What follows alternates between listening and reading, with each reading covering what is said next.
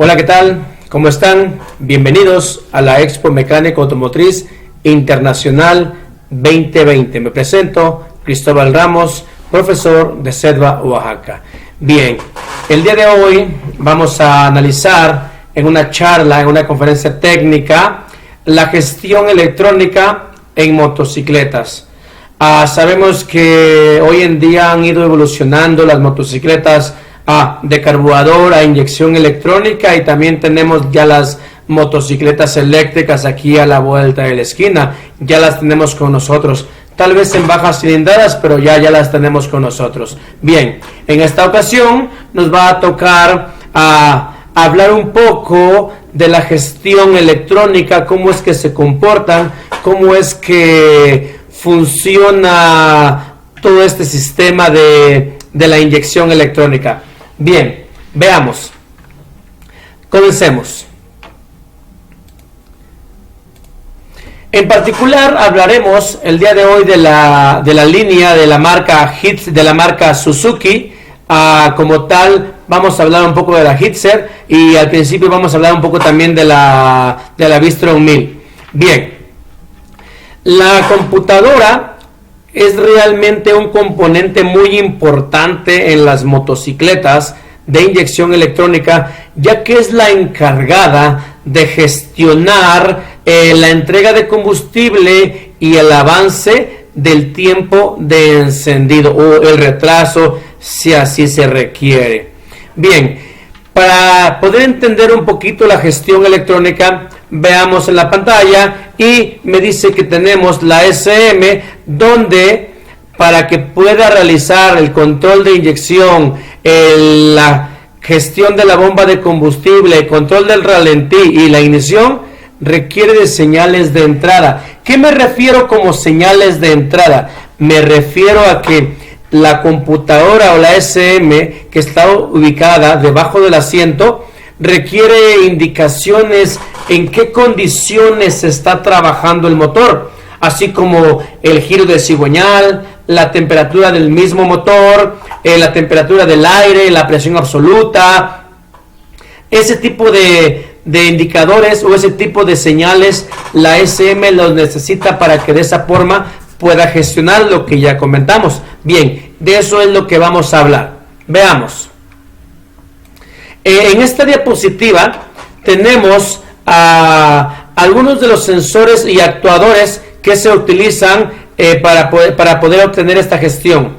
Sensor CKP, el sensor IAT, el IAP, el TPS, LT, son algunos de los sensores que se requieren para poder activar a lo que son los actuadores como el inyector, bobina de encendido, bomba de combustible y la válvula de marcha mínima. Son los actuadores. También vemos por aquí que está el sensor de vuelco. El sensor de vuelco vamos a verlo más adelante, que realmente no es una determinante que me modifica la mezcla o el tiempo, solamente es una señal para una condición habilitante. Más adelante la vamos a ver.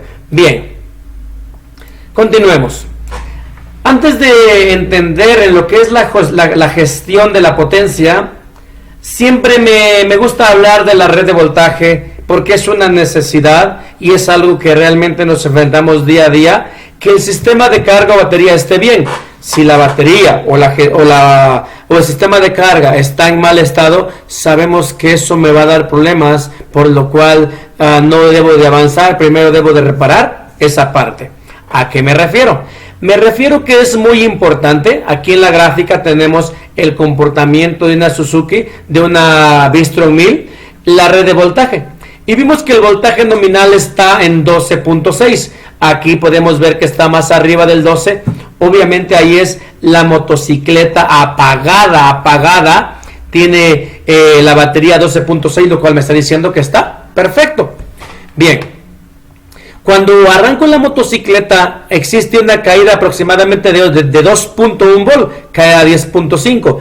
Ese voltaje cae y va a caer de diferente manera en diferentes vehículos. ¿Por qué? porque a las motocicletas va a depender tanto la condición de la batería, la condición de temperatura del motor y en este caso la condición mecánica y también su capacidad, si es más grande o es más pequeña, es donde va a caer este voltaje.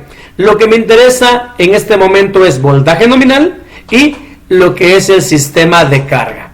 El sistema de carga, para que yo pueda determinar que está bien, tiene que subir arriba de 13.5 a 14.5. Es un rango donde normalmente se mantiene un voltaje con un sistema de carga en buenas condiciones. Obviamente sabemos que si lo voy a verificar en una motocicleta de carburador, este voltaje va a exceder más de 14.5, incluso más de 15. Es porque no tenemos control de carga, como las motocicletas de inyección electrónica.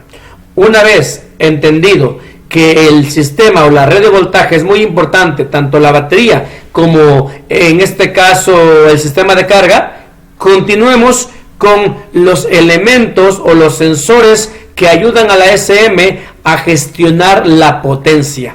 Veamos. Bien, también es muy importante identificar o siempre saber las alimentaciones de la SM. Es muy importante. Aquí tenemos una pequeña imagen donde está el conector de la SM, donde están las cavidades de cada uno de los sensores que habilitan estas condiciones. Bien, vamos a ver. Primeramente, vamos a analizar y vamos a ver lo que son las señales de alimentación, las tierras. Vemos que la tierra la tiene la 2, la 3 y la cavidad 10. La 10. Son tres terminales que tienen masa, que tienen tierra física. La 2, la 3 y la 10. Solamente tenemos una de corriente, que esa es la cavidad 11. Solamente tiene una fuente de alimentación, que es la cavidad 11. Vamos a ver. Para poder comprender esto, vamos a entrar a lo que es el manual de servicio y vamos a analizar en la parte del sistema de inyección electrónica. Para ello, vamos a tomar como referencia la siguiente imagen. Aquí está el arnés de la SM. Cavidad 1 no tiene nada. Cavidad 2 y 3, tierra. Cavidad 10, tierra. Cavidad 11. Cavidad 11 le llegan 12 volts, corriente de ignición. No es corriente de batería, es ignición. E incluso no viene directamente del switch, viene del killer. Al poner en ignición, sale del switch o del interruptor de encendido, se va al killer y del killer llega a la SM. Si algún día tienen ustedes problemas con esta alimentación de voltaje, antes de determinar que el interruptor de encendido no está enviando la señal, analicen o verifiquen al killer, ya que la señal que viene es, en este caso, del killer. Son las tres alimentaciones importantes. Bien, ahora sí, vamos a lo que me indica de ir al manual de servicio. Veamos. Tengo el manual de servicio como tal. Se hizo una recopilación de información y se puso en este PDF para poder entender las gráficas y las conexiones rápidas de cada uno de los sensores. Uno de los primeros sensores que es importante en la inyección electrónica es el sensor IAT. ¿Qué hace el sensor IAT? Bien, este es termistor de coeficiente negativo, NTC. ¿Pero qué es lo que hace? Lo que hace este sensor es de indicar a la SM la temperatura de aire que entra al múltiple de admisión. Este es un sensor NTC. Su señal prácticamente es análoga. Va a ir disminuyendo conforme la temperatura va variando. Se encuentra en el múltiple de admisión. Aquí. Bien. Siguiente sensor. El siguiente sensor es un TP o un TPS. El sensor TPS es el encargado de indicar a la SM la posición de la mariposa de aceleración. Le indica a la SM la apertura para que en base a eso la SM gestione más combustible. Esta señal es análoga. Este sensor es de tipo potenciómetro. Este sensor recibe 5 volts y tierra controladas directamente de la SM. Tiene un regreso de voltaje. Este regreso de voltaje en ralentí normalmente es 0.5 volts. 0.5 volts es el voltaje de regreso hacia la ECM. La ECM como tal monitorea e interpreta para poder entregar combustible a, en este caso, el múltiple de admisión. Bien, siguiente sensor. El siguiente sensor es el sensor IAP, o más conocido como un sensor MAP. El sensor MAP realmente es el encargado de determinar la presión absoluta en el múltiple de admisión. Vamos, el vacío. Este sensor es tipo piezo resistivo. También recibe 5 volts y tiene una tierra controlada. Su regreso es un poquito, vamos, diferentes a muchos. Me refiero diferentes a muchos, ya que particularmente este sensor solamente tiene esta motocicleta o este vehículo de ruedas tiene solamente un pistón, y ese pistón me va a variar completamente el comportamiento del sensor MAP. Bien, analicemos cómo funciona este sensor MAP. Bien, vamos a apoyarnos de acá. Bien, normalmente sabemos que los voltajes de los sensores MAP trabajan en 1.5 volts. Este 1.5 volts es en ralentí, o 1.9 o 2.0 volts.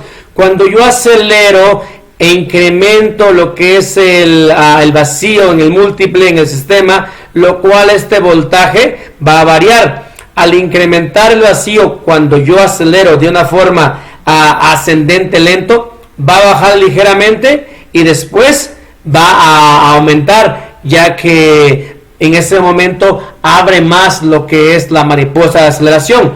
Pero si yo abro rápidamente la aceleración, obviamente este voltaje va a incrementar rápidamente porque disminuye el vacío, disminuye aquí, ¿sale? Cuando yo acelero lento, aumenta el vacío, el voltaje cae ligeramente y se restablece conforme a la apertura en este caso de la mariposa de aceleración.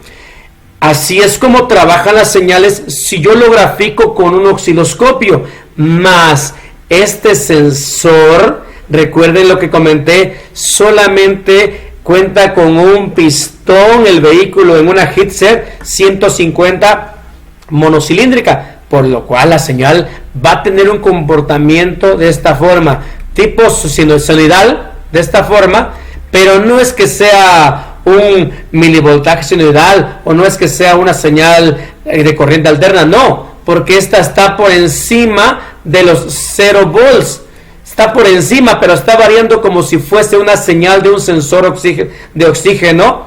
Esto por el vacío que no es estable, por el que es un solo pistón, es lo que me está dando la referencia de la Hitzer 150. Bien, hasta ahora estamos viendo 3 sensores, que es los de admisión, los principales, y los que trae esta motocicleta Hitzer 150, que es el sensor IAP o MAP, el sensor TP y el sensor IAT.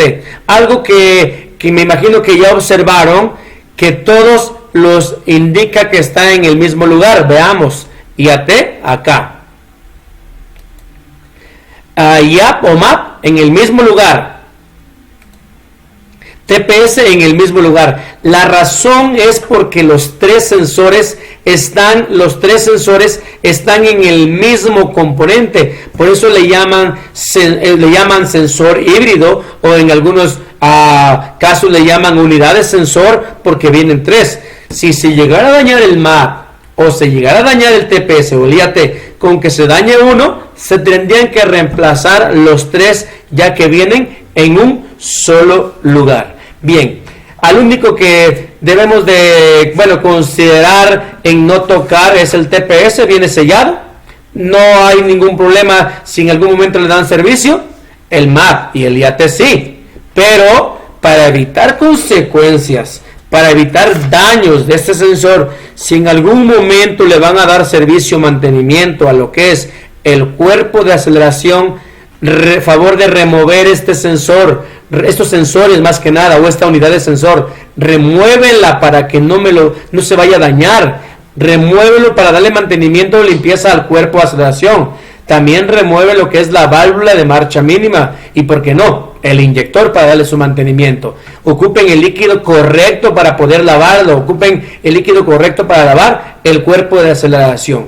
Bien, esos son los 3 sensores que abarcan, en este caso, al sistema de admisión. Son los que gestionan o los que indican a la SM condición de temperatura, condición de vacío y posición de mariposa de aceleración.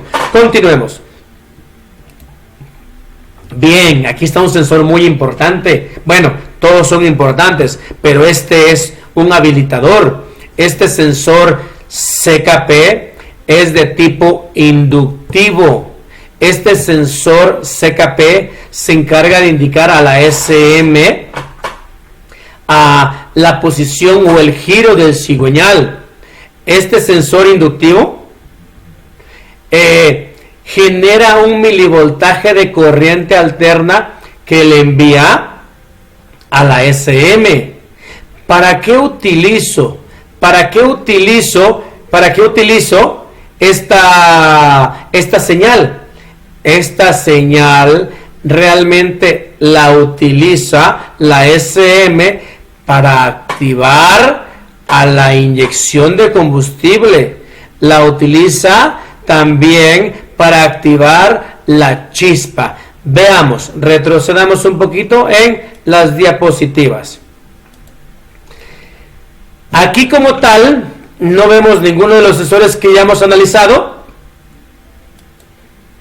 Aquí ya vemos uno, y que es el sensor híbrido, el TPS, junto con el IAT y el MAP. Aquí están con una conexión de 1, 2, 3, 4, 5 cables. Bien, vamos a buscar el CKP.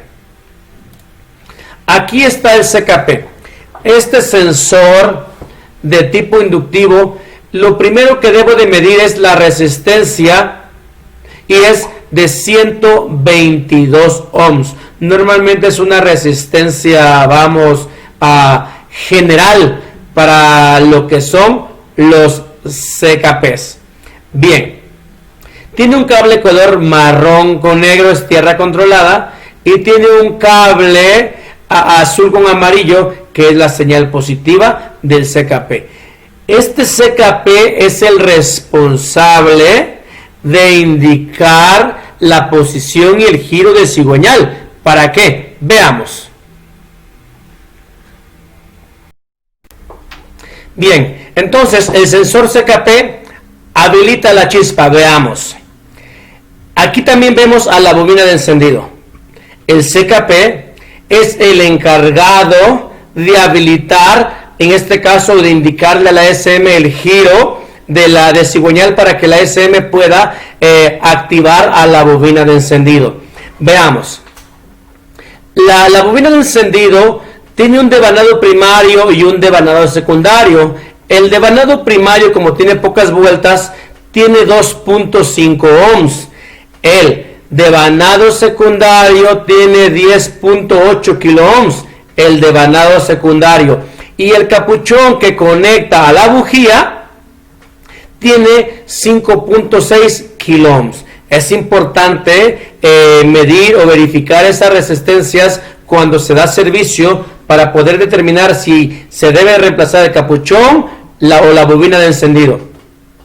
Algo muy importante, la bobina de encendido como tal recibe 12 volts. Estos 12 volts vienen del interruptor de encendido. La pulsación en este caso, la señal de tierra, viene directamente de la SM. La bobina de encendido, el devanado primario, 2.5 ohms, el devanado secundario, 10.8 kilo ohms, o sea, miles de 10.800 ohms.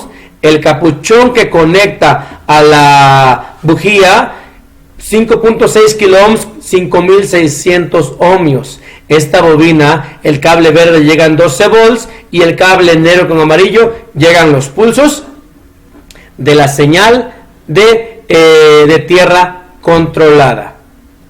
Bien, esta función es la que hace el CKP. Activa a lo que es la chispa. También se encarga de activar a lo que es la inyección. Este inyector como tal es activado o gestionado por la SM. El inyector también recibe 12 volts. Vean, directamente del interruptor de encendido. Los pulsos de tierra llegan directamente de la SM. Obviamente este inyector se va a encargar de entregar el combustible y la entrega de combustible la va a realizar gracias a la ayuda de la bomba de combustible y el regulador de presión.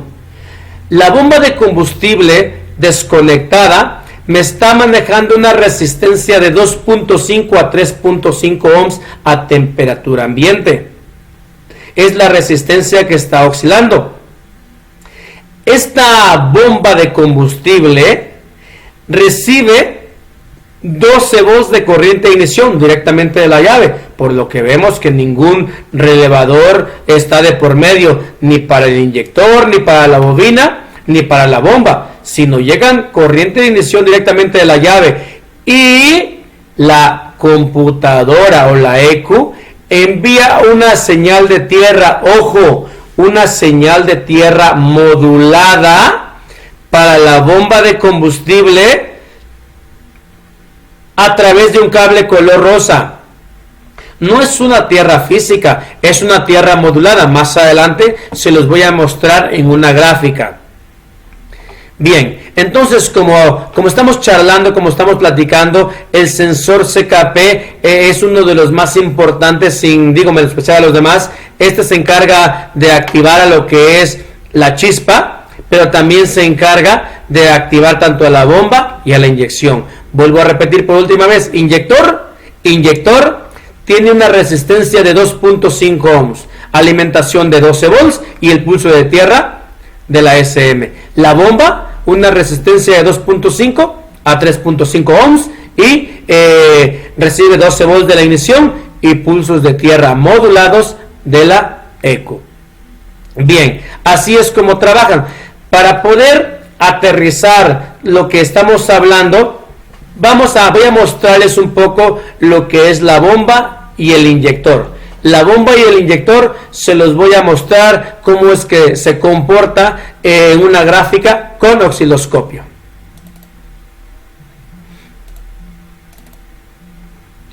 Bien, veamos.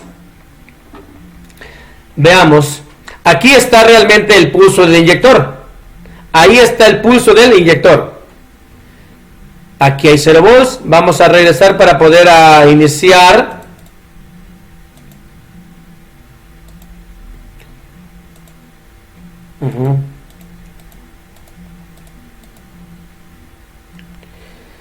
Aquí está en 0 volts. Aquí vamos a graficar a la bomba y aquí vamos a graficar al inyector. Aquí el inyector se está manejando por medio de este voltaje. Aquí están ambas señales. Vean, 12 volts en la bomba. ¿Qué significa? Que la SM no ha enviado su tierra. Y el inyector también tengo 12 volts. Ninguno de los dos está activado. Ambos están apagados.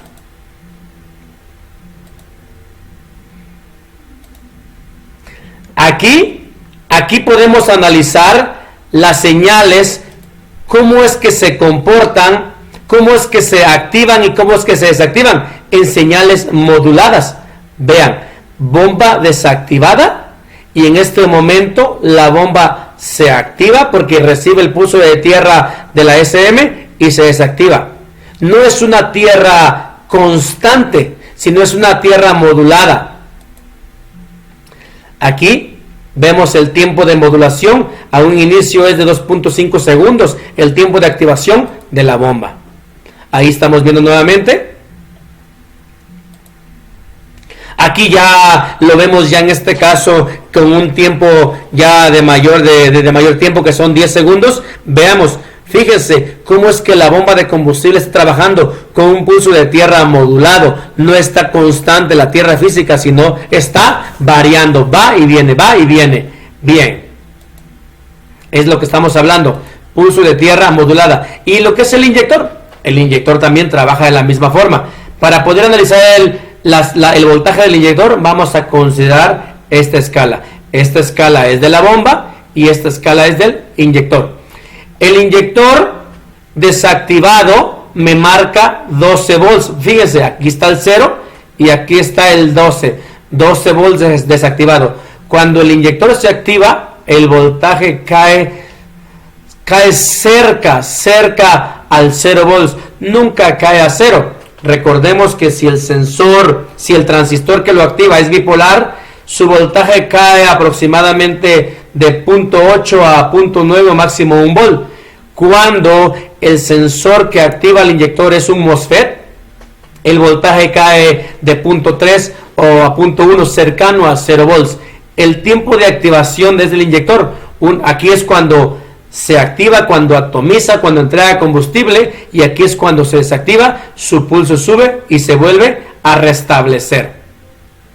¿Qué tiempo normalmente entrega el inyector? El inyector normalmente entrega, aquí está, el tiempo de 2.5 milisegundos. Es el tiempo de la inyección. Bien. Vemos lo mismo. Vemos lo mismo. Así es como realmente se comporta un sistema de inyección junto con la bomba de una Hitzer. Una Hitzer se comporta de esa forma. Fue para entender el comportamiento del inyector y el comportamiento de la bomba. Vimos que al inyector le llega un pulso, el pico de 12 desactivado, cae cercano a 0, se sube a cercano a 50, 30 y se restablece la bomba, dos cables 12 volts y su tierra modulada. Bien, vamos a ver en esta siguiente presentación, o las imágenes que tengo, vamos a ver un poquito el sistema de encendido de una Hitzer. Bien, vean, esta señal me la genera el CKP. ¿Cuál es el CKP? El CKP es el sensor que estamos hablando aquí. Esta señal, aquí este dibujo, realmente se representa de esta forma. Aquí está un giro, una vuelta de cigüeñal, aquí está la otra vuelta y por acá abajo tenemos la graficación del comportamiento del devanado primario de la bobina de encendido. Aquí se comporta un poco diferente. Vean, la bobina de encendido también tiene una cierta labor. La bobina de encendido también realiza la función de la entrega de la chispa, que es esta, gracias a la señal del CKP. Este es CKP y esta bobina de encendido graficando el devanado primario. El osciloscopio se encuentra conectado a este cable y a este cable. Veamos nuevamente. Aquí está la señal del sensor CKP y aquí está la señal del devanado primario de la bobina de encendido. Veamos. Esta señal es muy importante entenderla. Un giro de cigüeñal, dos giros de cigüeñal. Sabemos que para que se pueda completar el ciclo Otto se requieren dos giros. Aquí está. Una vuelta, dos vueltas. Y solamente tengo una chispa. Aquí ya no tenemos la chispa perdida que teníamos antes acá. La chispa perdida desaparece. La chispa perdida ya no está. Ahora la chispa va a aparecer cuando se le requiera, en la fase en este caso correcta para poder tener un rendimiento de mi motocicleta. Vamos a continuar. Vean, aquí está también. Aquí está. Ahora, ¿qué tiempo tarda en dar las dos vueltas El motor en ralentí aproximadamente 77.67 milisegundos, casi 80 milisegundos. Es el tiempo de los dos giros para que se complete o en este caso se cumpla el ciclo Otto y tengo una sola chispa. Vean, ahí está.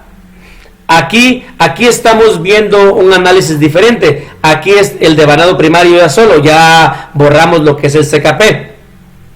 Veamos, bobina desactivada, y aquí la bobina se satura y el voltaje va subiendo. Aquí la bobina descarga y el tiempo de quema está aquí y el sobrante está en esta parte. Vamos a analizar, veamos.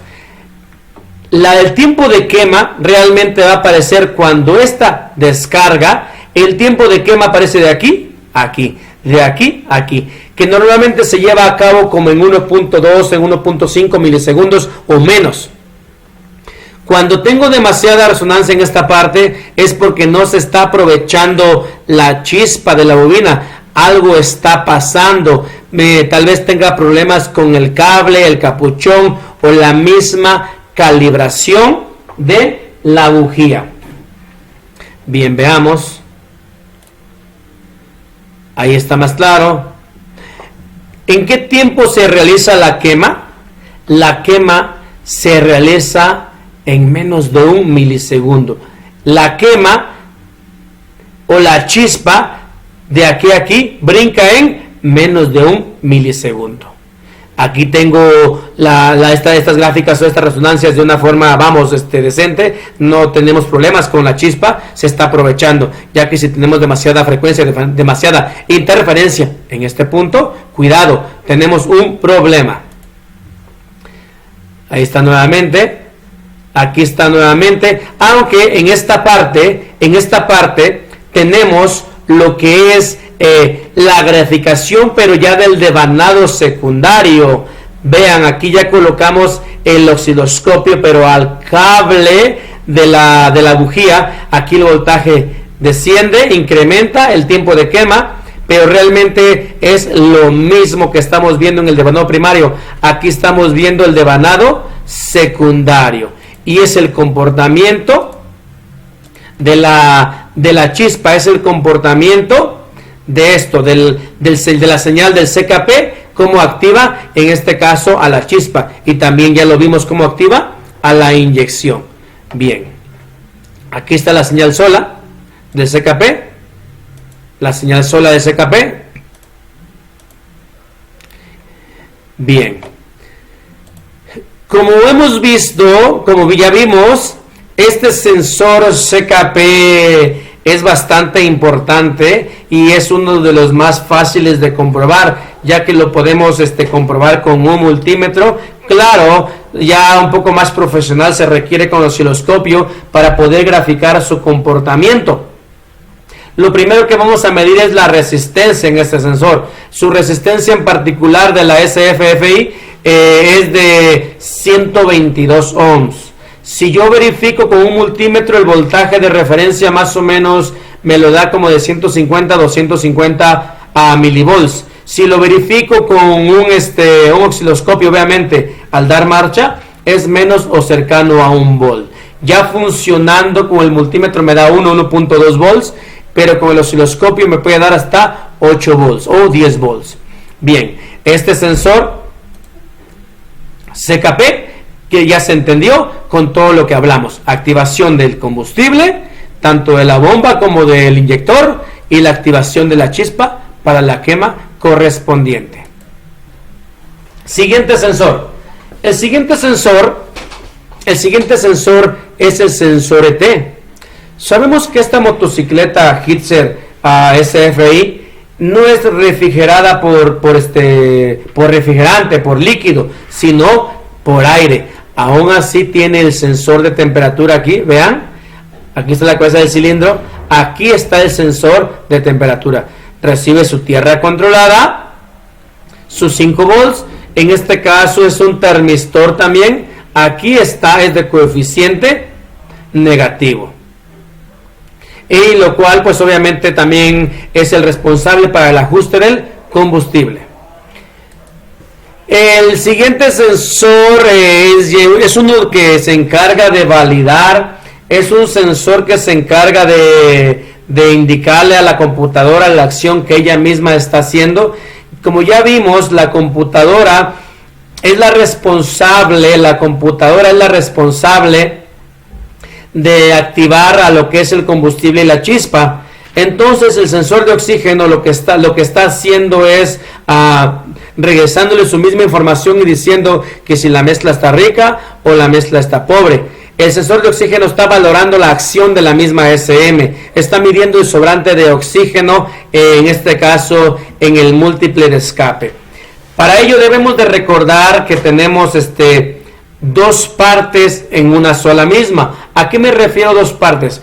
En este sensor de oxígeno tenemos lo que es la lambda, lo que es el sensor de oxígeno, pero también tenemos el calentador. Este sensor de oxígeno tiene un calentador que es controlado por la SM para que se mantenga su temperatura, en este caso especificada por el fabricante, que son aproximadamente 300 grados, para que pueda trabajar lo que es el sensor de oxígeno, la lambda. Recibe 4 cables. Estos 4 cables podemos verlos en la siguiente imagen. Veamos.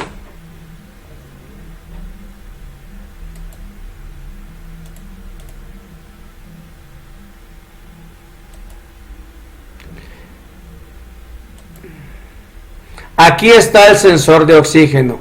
El sensor de oxígeno recibe 12 volts.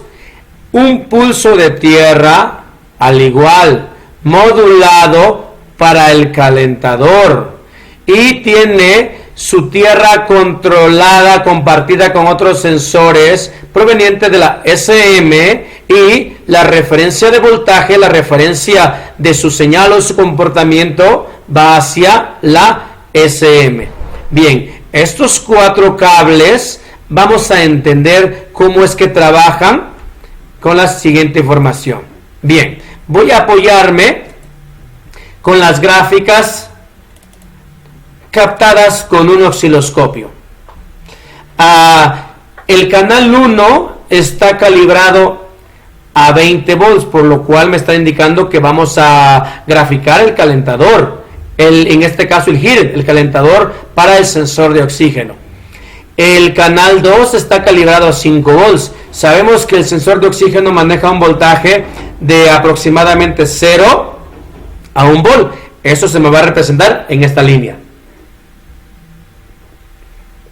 Ahí está apagado. En este momento ponemos en encendido la motocicleta y lo que detecta mi canal primario, mi canal 1 en el calentador son 12 volts. 12 volts significan sensor de oxígeno inactivo. La computadora no está activando el calentador. Sin embargo, la señal de referencia, donde debemos de tener de 0 a 1 volt, sube a 4.3 volts. Veamos. Sigue sin activar. El voltaje se sigue manteniendo en 4.3. En este momento, la computadora, la SM, envía su pulso de tierra modulada. Su pulso de tierra modulada para poder calentar al sensor de oxígeno, y el sensor de oxígeno, la señal que la SM envió de 4.3 volts, ahora va bajando a 3.7. Conforme va calentando más el sensor de oxígeno, el voltaje en la referencia va bajando hasta que llegue a 1 volt. Una vez llegando a 1 volt, empieza a trabajar con su comportamiento, que tiene que ser de 0 a 1, 0 a 1, 0 a 1, donde me indica mezcla rica arriba de 450 milivolts, mezcla pobre abajo de 450 milivolts, lo cual va a estar oscilando todo el tiempo, siempre y cuando que la SM mantenga enviando los pulsos de tierra para poder mantener la temperatura estable del sensor de oxígeno. Como verán, realmente es muy importante reemplazar este sensor de oxígeno el día que se dañe por el sensor correcto, ya que este sensor de oxígeno como tal bueno, su funcionamiento es muy característico, que para que tengamos o evitemos problemas de daños a la SM debemos de respetar sus resistencias. La SM de la motocicleta Hitzer 150, la SFI, se encuentra bajo del asiento y la cual no es más grande que la mitad de este celular, que la mitad de un celular es la computadora, realmente es muy pequeña, por lo cual les invito a que respetemos las resistencias correctas del fabricante. Bien, bueno, esos son los sensores que se encargan de habilitar, los sensores que se encargan de habilitar a lo que es la gestión de potencia, en este caso del motor. Los sensores son, recuerden, bueno, el sensor de oxígeno también está incluido, lo que es el TPS, el MAP, el IAT,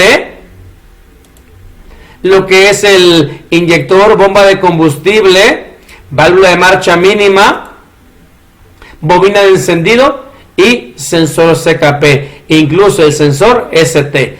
Cada uno realiza una función, para poder completar o para poder gestionar lo que es la potencia de la motocicleta. Bien, el sensor de oxígeno ya lo analizamos también, cómo trabaja. Continuemos ahora con el sensor de vuelco o con el sensor TO. Este sensor de vuelco realmente es un habilitador. ¿A qué me refiero que es un habilitador? Si este sensor de vuelco no está conectado, simple y sencillamente la motocicleta no arranca. Simplemente y sencillamente la motocicleta no arranca. Bien, ¿por qué? Vamos a explicar.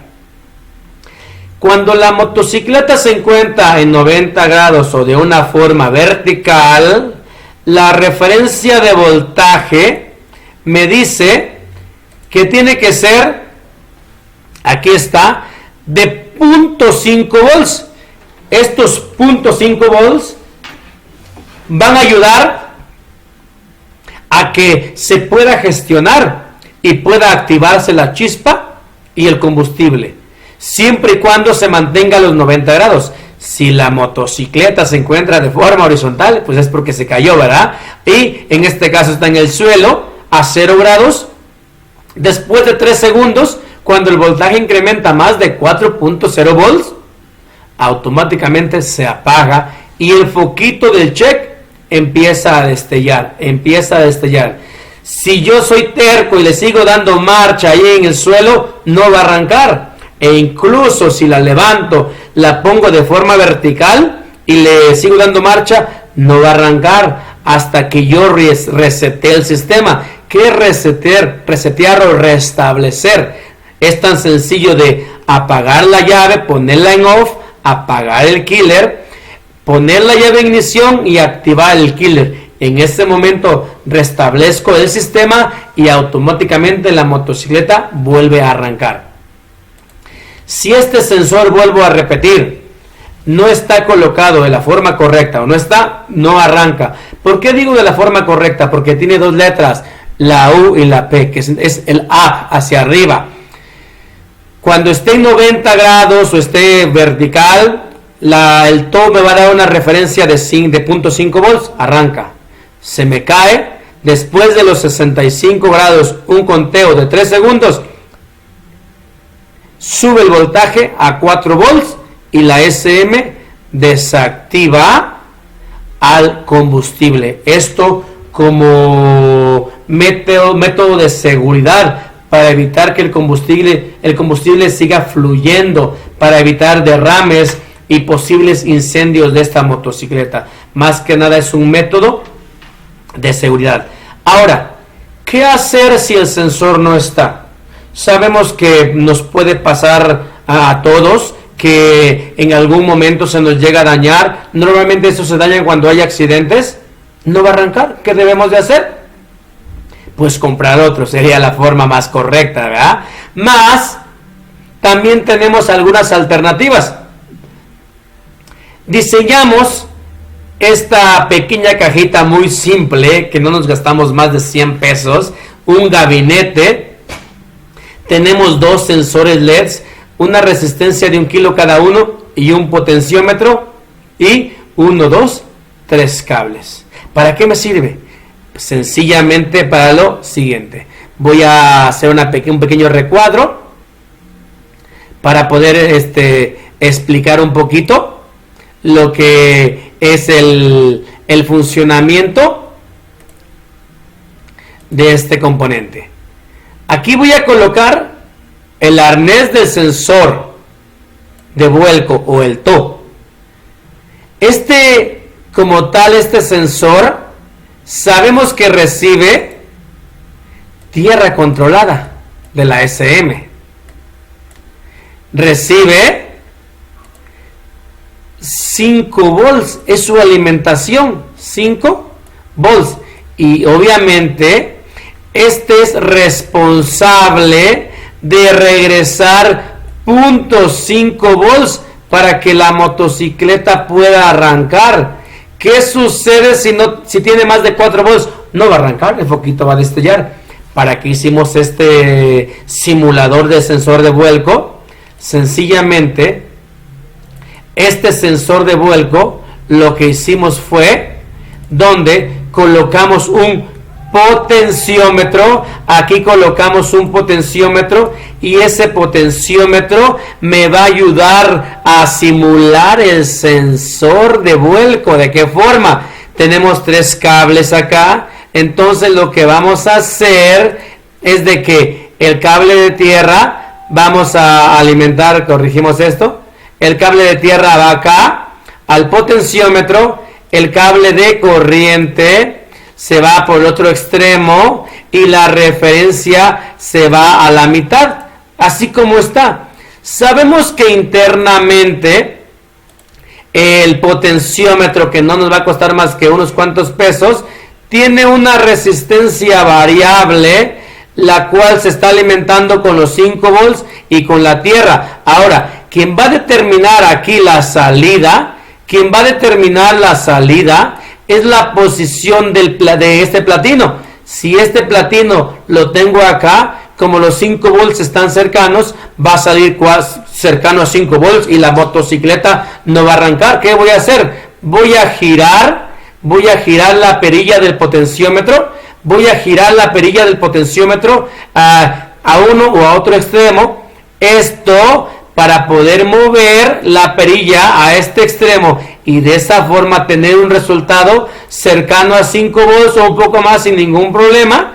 Y estos 5 volts se le envían a la SM. La SM va a determinar que realmente el sensor de vuelco está en su lugar, y lo cual me va a habilitar el sistema. Esto lo podemos hacer en cualquier motocicleta que cuenta con este sensor. Yo personalmente lo hice en una Bistron 1000, también lo hice en una MT, una de Yamaha. Como vuelvo a repetir, lo podemos hacer en cualquier motocicleta que tenga este sensor de vuelco. Realmente obviamente aclaro este punto. Esto que estamos haciendo no es para que dejemos ahí el potenciómetro, no, solamente lo hacemos como una mera prueba, nada más. Si determinamos que así arranca, pues ahí vamos a reemplazar el sensor de vuelco, lo vamos a pedir. Sabemos que estas piezas a veces no están aquí en las refaccionarias o en la vuelta de la esquina, pero con esto podemos tener espacio de unos días mientras nos llega nuestra orden. Obviamente no solamente sirve para el sensor de vuelco, este componente también simula a lo que es el sensor TPS y al sensor MAP. Tiene dos pequeños LEDs. ¿Por qué? Porque un LED se va a activar con los 5 volts, lo cual me indica que está alimentado, y el otro LED va a incrementar el voltaje conforme incrementa el potenciómetro. Yo les dije, si el segundo LED está en este caso a su máxima iluminación, quiere decir que está acercando a los 5 volts, por lo cual la motocicleta no va a arrancar. Pero si el segundo LED, su intensidad es muy mínima, quiere decir que está cercano a los 0 volts, por lo cual obviamente esta sí va a arrancar. Vuelvo a repetir, esto solamente es como prueba, nada más, no es para que dejemos esta pieza ahí. Bien, regresemos y continuemos con el funcionamiento de los siguientes sensores.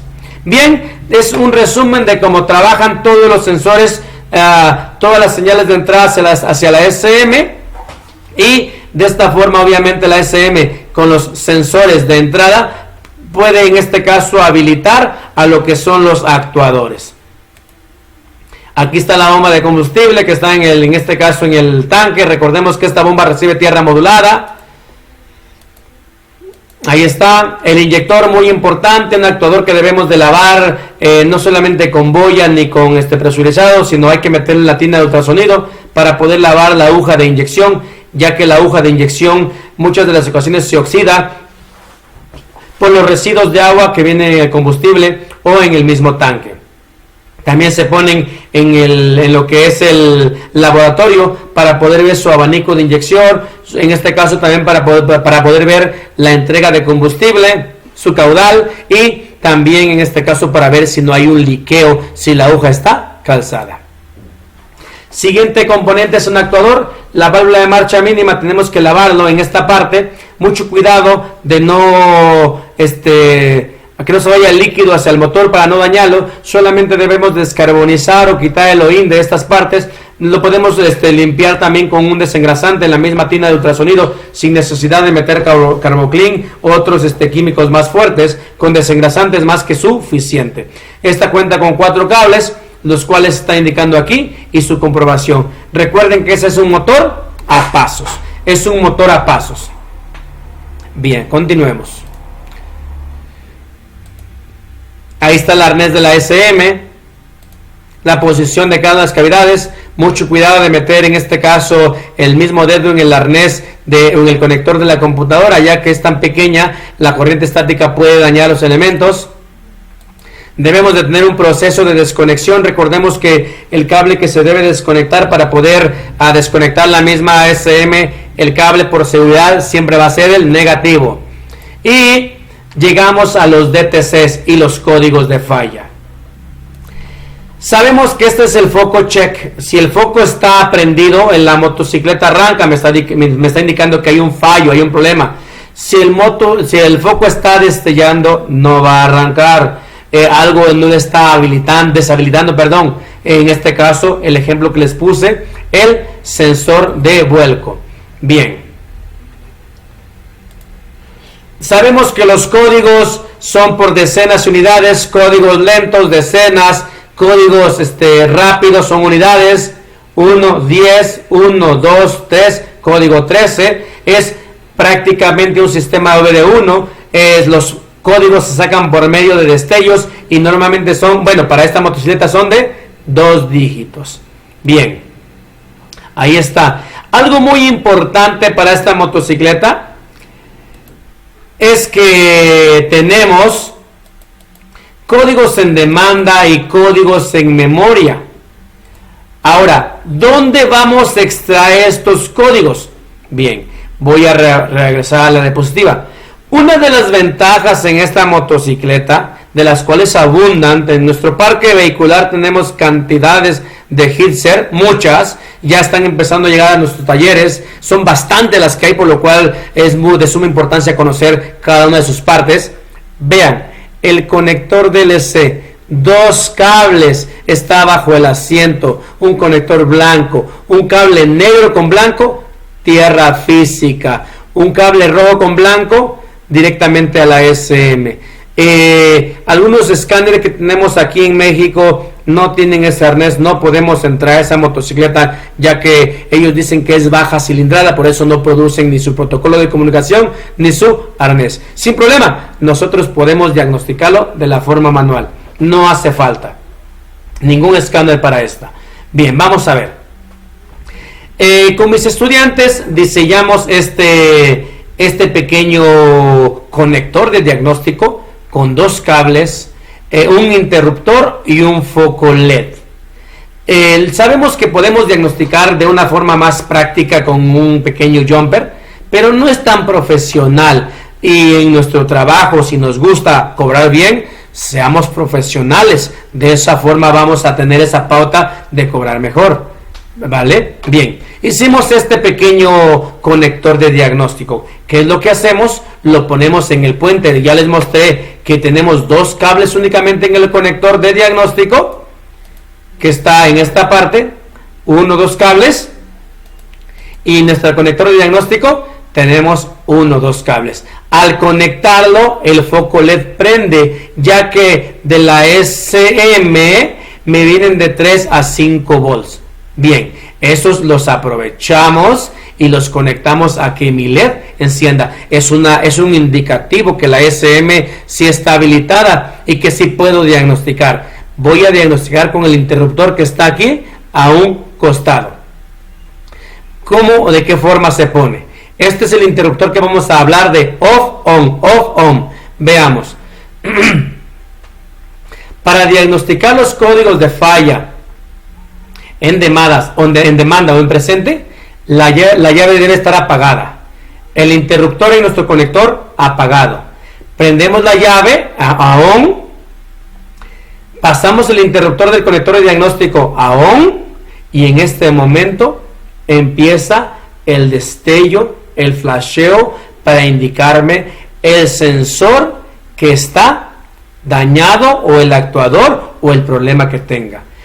Una vez ya resuelto el problema, ¿cómo borro los códigos presentes? Tan sencillo que es ya desconectar el interruptor de diagnóstico, quitarlo, poner la llave en ignición, arrancar el vehículo, y de 2 ruedas en este caso, en marcha mínima por 5 segundos. Después apagarlo y repetir el proceso 3 ciclos o 3 veces. ¿A qué se refiere? Prender a la llave, arrancar motocicleta, esperarse 5 segundos, apagar motocicleta y repetirlo otra vez. Cuando se cumplen los 3 procesos, códigos en demanda borrados. Bien, ¿cómo voy a leer los códigos en memoria, los pasados, los que se van almacenando? Bien, para eso vamos a meter un componente más, que es el acelerador de la motocicleta. Veamos, interruptor de llave apagado, interruptor de conector de diagnóstico apagado. Prendo el interruptor en el conector de diagnóstico, el LED se va a apagar, acelero al fondo, y una vez que acelera al fondo, ahí lo dejo. Activo o prendo, en este caso, la llave la paso a on, y en este momento viene el flasheo de los códigos de memoria. Vuelvo a repetir, llave apagada, interruptor de diagnóstico apagado, prendo interruptor de diagnóstico, acelero al fondo, ahí lo dejo, giro llave encendido, y en este momento viene el destello de los códigos. ¿Cómo borrar los códigos en demanda? Sencillo. Interruptor de encendido apagado, interruptor de conector de diagnóstico apagado, paso la llave a ignición, paso el interruptor, del conector de diagnóstico a encendido, acelero el fondo, lo dejo en el fondo, giro la llave encendido, y en este momento prendo y apago el interruptor de diagnóstico más de 3 o 4 veces y se apaga. Repito, llave de ignición apagada, interruptor de conector de diagnóstico apagado, prendo el interruptor del conector de diagnóstico, acelero al fondo, giro la llave a encendido, empiezan a darme los códigos de demanda, prendo y apago el interruptor más de 3 o 4 veces y se borran los códigos de falla. Esta forma tan fácil y tan sencilla, borramos los códigos de falla en este caso de memoria, de una motocicleta Gitzer. Bien, caballeros, hasta ahora estamos avanzando. Espero les haya agradado esta charla, esta conferencia. Es una motocicleta muy pequeña, pero es una que tiene mucha demanda porque la tenemos aquí a la vuelta de la esquina, la tenemos en nuestro parque vehicular. Bastante común la motocicleta Hitz 150. Espero les haya servido o les sirva para diagnósticos o reparaciones futuras. Hice lo más posible para poder entregar la información concreta. He reparado unas cuantas, he diagnosticado unas cuantas, por lo cual tengo esas imágenes que pues hemos ido recolectando. Para cualquier situación, aquí están mis teléfonos, aquí está mi página www.avadelsureste.com y aquí están mis redes sociales. Cualquier cosa, estamos en contacto. Gracias, Expo Mecánica Automotriz Internacional 2020. Estamos presentes. Excelente tarde. Hasta luego.